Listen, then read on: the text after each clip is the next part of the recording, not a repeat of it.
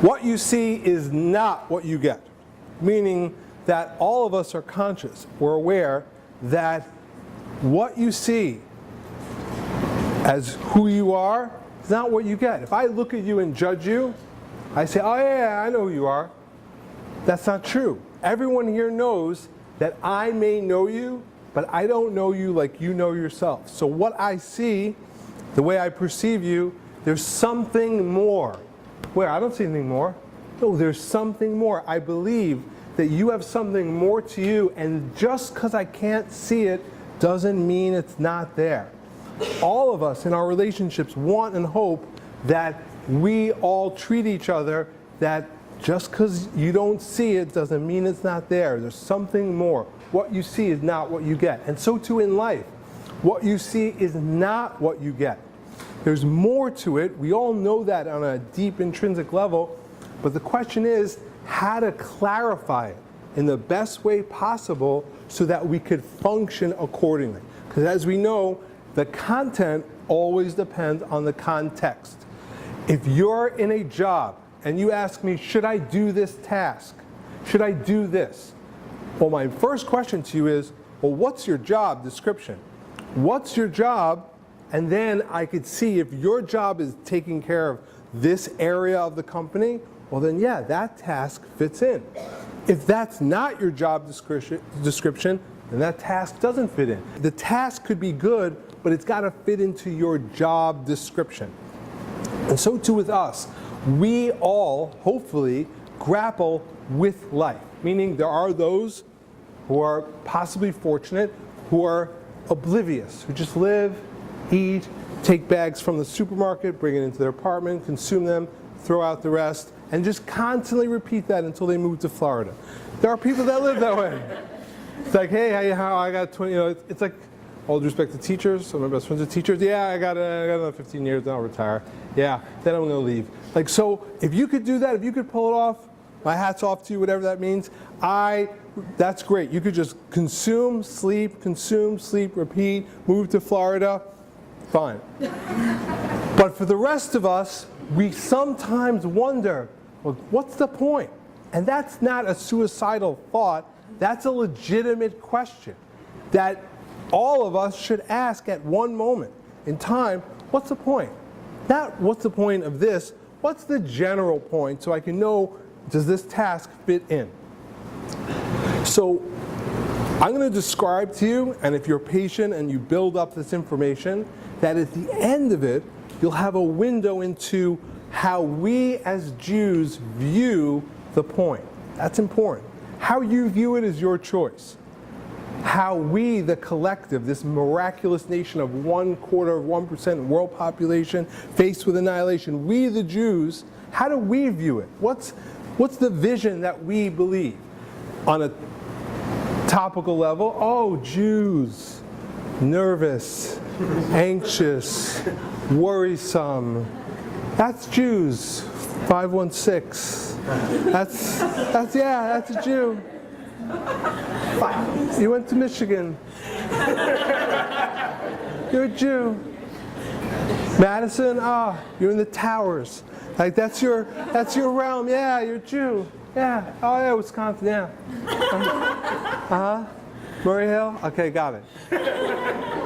But what you see is not what you get. There's something more. And if you're patient, I'll show you the inner core, and you'll walk out at the end of the series with a LASIK vision, with a clarity. So we know, as the history of the Jews, you can't explain it in anything other than a miracle. In other words, miracles fade from our memory. All of us have moments of elation. Oh, I'm so happy. And then it fades away. We forget about it. If we're conscious for a minute, we just think for 1 second the miracle of our existence, we'd be blown away. There's no proof of anything, but the greatest indication of supernatural is our existence. The very fact that we are here after all this shows there's something up. And what we hold dear is not anxiety and frugality. No, what is it? The key to, how'd you guys make it? Like, what'd you do? Like, no, we bought wholesale. Yeah, back in the shtetl, we had one guy, he went to this thing, it was like a Costco, and we all shared it, and that's how we made it through the European life. No, we had a code of clarity. Jews are always people of the book, and we held on tight to a code of clarity because everybody's great-great-grandparents in this room was connected to that code of clarity with a strength in order to live. Now, this code, which is called the Torah, this scroll that's in the Ark that every single synagogue faces, that we hold dearly, that's exactly the same words as it was on Masada, that if you add one letter to the Torah, it doesn't work. This code we analyze. And part of this analysis is that we don't just read it, we look beneath it. So, as I'm sure you know, when we look for contradictions, we look for things that, one of these things is not like the other. There's a contradiction. So as you know, by all the days of creation, it says, and it was good. But when Adam, humans, were created, it says an extra word, tov ma'od. It was very good. And the question is, why? Why does the extra word tov ma'od by the creation of Adam? Now, that question is just as a metaphoric scratch-off game in the lotto. There's something beneath it that we're going to see. Why does it say very good? It can't be just, overexcitement. What does it mean? So I think for the first time in many of our lives, I want to just give you a working definition in accordance with our limited capacity of how do we view God. That word in English I don't relate to. It's a common thing. God bless you. Tony Soprano. Oh, God forbid. God forbid. Yeah. Like, wow, that's amazing. Like, really? You're chopping people up and still there's a God concept? But how do we as Jews define that?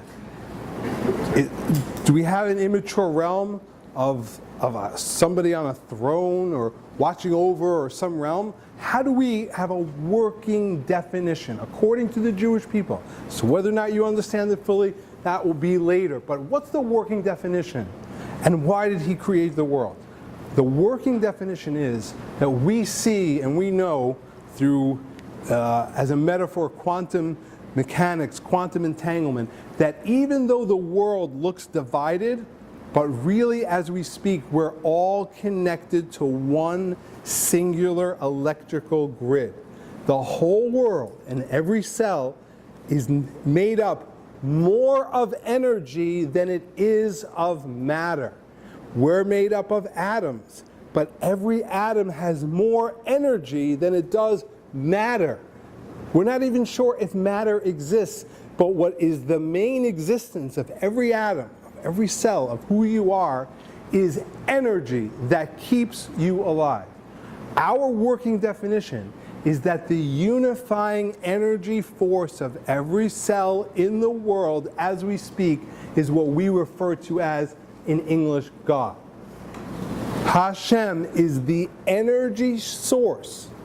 We refer to God as the name because it's ridiculous to even refer as a name. It's something that's beyond our scope of full imagination. But what's our working definition? The life force within us, the life force in everything is this realm called God. And that's called life, Chaim. All Chaim, all life, is based on that energy source within each atom. Our understanding of Chaim, of life, is that it is Tov. Tov, good. I want to define that realm. Good is life. The more connected to life you are, pardon my English, the gooder you feel. You feel more good. You're more attached to life. When a person is divided from life, they feel less good. So when we define, when we say God willing, God forbid, what are we really talking about? The unifying energy source of the world, and what's its quality? We define it as Tov. This source of life is Tov. And why are we here? The simple framing out idea is we're the recipients of that tov. Tov, goodness, gives goodness. Just like it's the natural energy of a human being to further life.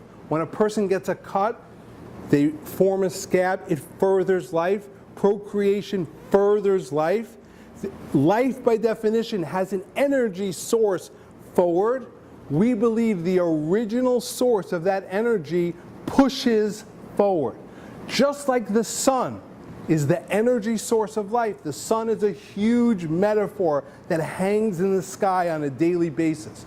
The sun pushes out from its essence light. The light that emanates from the sun is not divided from the sun, that the sun decides to put out light. Maybe it'll switch every other day, put out light. Coming out of the essence of the sun is light. Coming out of the essence of Hashem, God, Chaim, is Chaim. So why are we here? We're the recipients of that tov. We're the recipients of that good. Humankind, we're here to receive that because good is only given when it has an end result of receiving. When we give, when there's goodness that's pouring out, there needs to be a recipient of that.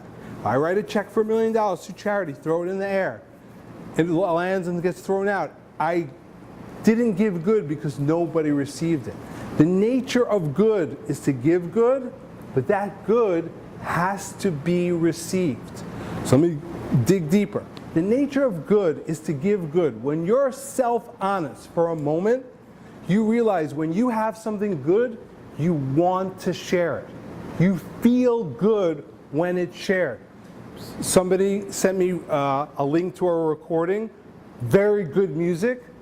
I enjoyed it, but I enjoyed it more knowing that there's someone who I know who will really enjoy it, and when I share that with him, that really makes me feel that I have good. When I have good and I'm connected to good, that good is in motion. I want to give. But if I send him the link and he didn't download it, you never heard it, oh, you didn't hear it? I was so excited for you to hear it. Then I don't feel that the tov is complete. Good gives and it has to receive. Okay, one more addition. In order to receive something, you have to not have it previously. Very important Jewish concept. If you want to receive something, you need to first not have it and then choose to get it. Now, let me give a definition. That I cannot give you your shirt. I can't say, hey, that shirt that you're wearing, I want you to keep it. No, keep it. It's my gift to you. Keep the shirt. It's fine. That's psychotic. You didn't give me that shirt. That doesn't count. That's not giving. I already have the shirt. That's not called a present. You can't get what you already have. Hopefully you all be parents. You cannot retro a gift.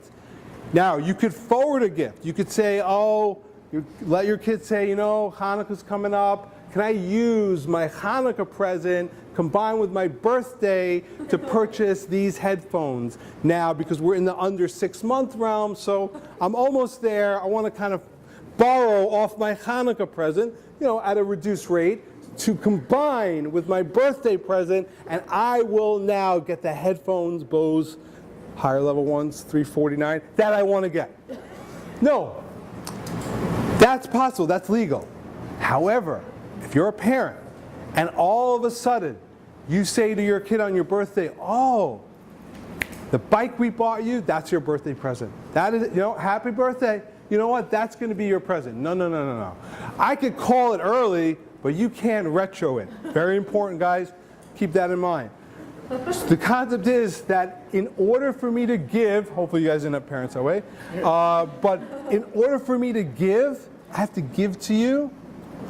You have to first not have it.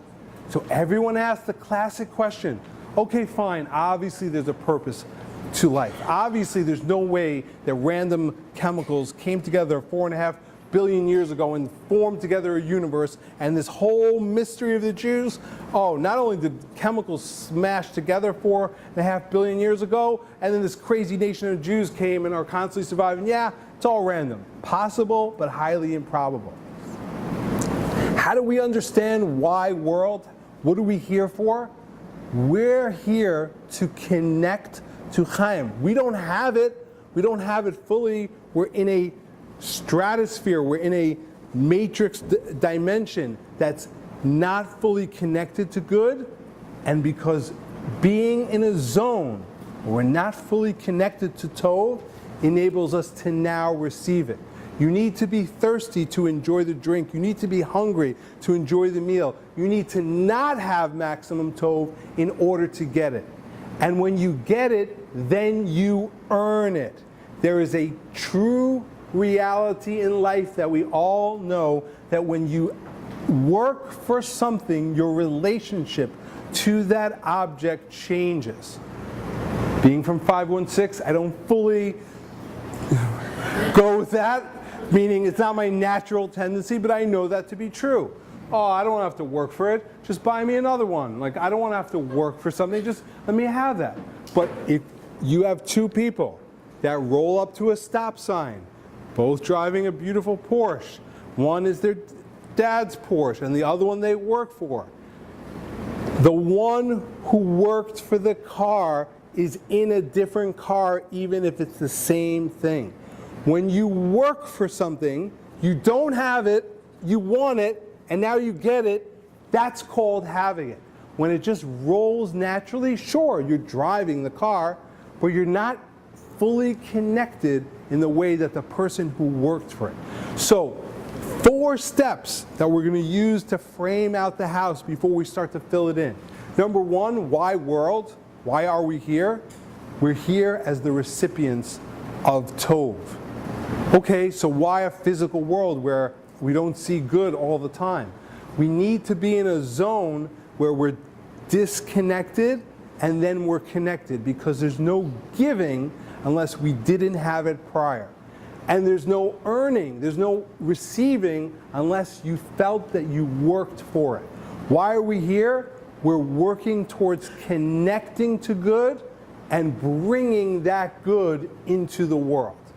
That's why it says the word, by the creation of human, Tov Ma'od. Clearly, with all due respect to the animal kingdom, we're the purpose of the world. Clearly, it's self-evident. And what are we here to do? To connect to the Tov and bring that out. What does the word very mean? Very is when you take a reality and you extend it further. You take a reality and you bring it out more. We're listening to music and it's on 8, the music is loud, but our next door neighbor cannot hear it. If we turn that music to 10, now it's very loud and our neighbor can hear it. So beforehand, that neighbor did not get to have the benefit of our music. But now that we made it very good, our music that we're listening to is extending to the other apartment. It's very loud. It extends. What's the purpose of human?